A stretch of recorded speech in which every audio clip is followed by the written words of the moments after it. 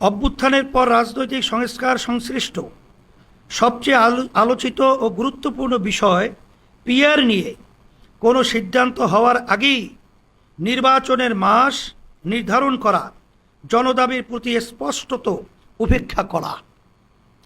আমরা নির্বাচন কমিশনের প্রতি আহ্বান জানাব, নির্বাচন পদ্ধতি নিয়ে এই জনদাবির বিষয়ে কোনো সিদ্ধান্ত হওয়ার আগে নির্বাচনের তফসিল ঘোষণাপত্রর কার্যক্রম শুরু করবেন না। একই সাথে ঐকমত্য কমিশনের প্রতি আহ্বান জানাবো, অতি দ্রুত পিআর নিয়ে এজেন্ডা নির্ধারণ করে আলোচনা শুরু করুন।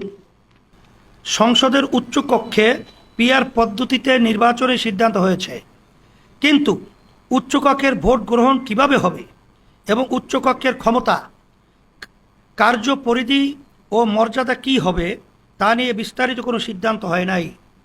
নির্বাচনের আগে এইসব বিষয়ে স্পষ্ট সিদ্ধান্ত হতে হবে। প্রিয় সাংবাদিক বন্ধুগণ,